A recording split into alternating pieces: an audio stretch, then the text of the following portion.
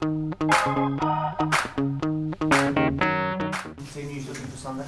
Yeah, not too bad. We've just got to see how well. We've got one or two little knocks not training this morning, but see how they are tomorrow. Gareth Bale's had a little bit of a problem this week. Jermaine Defoe's had a little bit of a hamstring, and Ledley, we're waiting to see how Ledley is. He got a bang on his knee last week, but he's doubtful. But we'll see how he's. You never know. Are you optimistic about Defoe and Bale? Well, hopeful. You wouldn't be sure. We just they're not going to train today, so we sort of run out of time a little bit. United and City are out of the Champions League. Is that good or bad news for your title chances? I don't think it makes a lot of difference, really. I mean, they're involved in Europe, obviously. Whether they were Champions League or I would think they'll juggle around with their teams now. Certainly, I'm sure Man United will. They'll juggle around with their side in the UEFA Cup. They've got strong squads.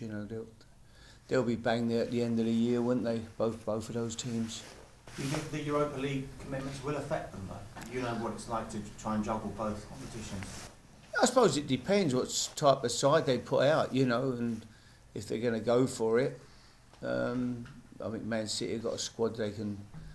It gives them a chance to play the players who are not in the first team, so they'll be very strong every week because they've got such a strong squad. But mate, I don't know what whether he'll juggle around with his team. I'm sure he will. It's that Thursday night, Sunday one is difficult. You say that they've got the squads to cope with everything, but perhaps mentally, what will it do to the Premier League? And do you see it as a positive for Tottenham? I don't know, mate. I mean, they'll pick themselves up tomorrow. I mean, they've got important games again this week, and obviously now their priorities will be trying to win the Premier League for both of them. That's top of the agenda now. That's by far the most important competition for them now. So that's what I'm sure they'll be focusing on trying to do that. And they're both strong. As I said, they've both got very strong squads and strong teams, and Man United have had downs before and come back strong, and I'm sure they'll do that again. So I wouldn't write either that they're both going to be. As I say, they'll both be there at the end of the season. If Defoe is fit and Van der Vaart's fit, who starts and how difficult a decision is that becoming for you now? Well, it's a nice problem. They're both in good form. Both been scoring goals when they've played. So. We'll have a look at that again the weekend. But, Rafa was in great form and scoring, and Jermaine, every time he's played, he scored. So the team are playing well. Whoever's come in has been in great form. So it's a nice problem to have. Jermaine's obviously got aspirations to be in the England squad for Euro 2012. Yeah. Would you blame him if it continued that when he started and then he was left out of the team in favour of Rafa, that he may consider his future? Would you blame him for that? Well, his future's here. I mean, we ain't selling any of our best players. No one's for sale here. There's going to be no one leaving in January that I want to keep. That's for sure. We're keeping our best players. They're all here. And if we're going to do anything, we'll add to the squad. We won't be weakening the squad at all. That's the message from both myself and the chairman. So we're not, if people are not in the side, I'm sure they're disappointed, but we're going to need a squad.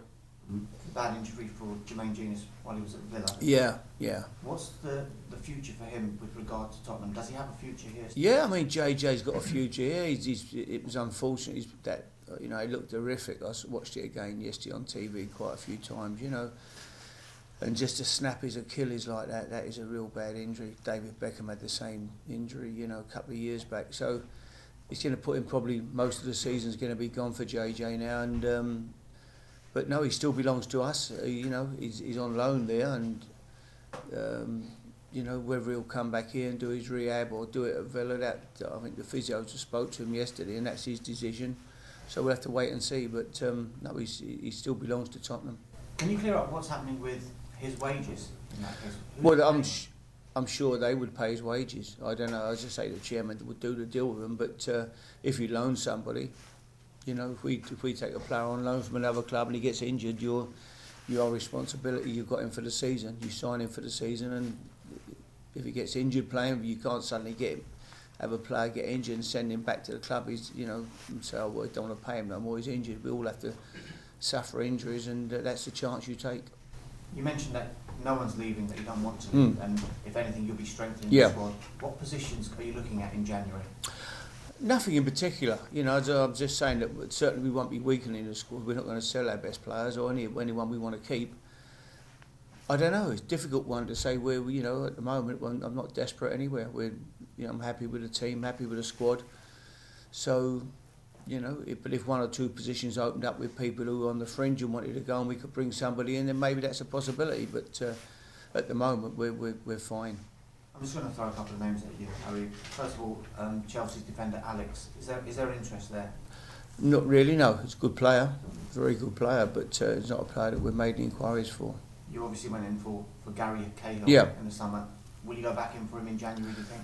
He's a good player. I've always been a big fan of Gary's. You know, I tried to sign him quite a few times. You know, we've chased him at Tottenham for a few years now, but I don't know. It's a difficult one. You know, I think there'll be other clubs in for him as well. You know, he's a good signing for somebody. If he leaves or if Bolton decide to keep him, that's their choice. At the moment, he still belongs to Bolton, and they're in a difficult situation in the league at the moment. So I'm sure that Owen's going to want to keep him to the end of the season if possible. I guess another good signing potentially would be Nicolas Anelka. He's been told he can leave Chelsea. Is he someone that you've been interested in the past and perhaps would be interested in January? Well, he's a good player. He's another, you know, they're all good. The three lads you mentioned are all very good players, and I wouldn't be disrespectful to say I wouldn't be interested in any of them. Again, you know, I don't know. It depends what happens here. If somebody moved from here who wasn't in the team and you felt you need another striker, he's a player that would be of interest to anybody. It's Stoke next. Is this one of those games where what that will tell you that whether you're genuinely title contenders? Not really, no. Not really. I mean, we've been to West Brom, we've been to Wigan, we've been to Blackburn, been to Wolves, been to all them places and won recently, so I won't learn anything about going to Stoke. We've been to Stoke the last couple of years and had great results and won there, so you never get an easy game at Stoke. We know it's going to be a tough game, so we've got to be prepared for what they offer, and we know it'll be difficult, but we've got to go and play our game, and if we do that, we've got a chance, good chance.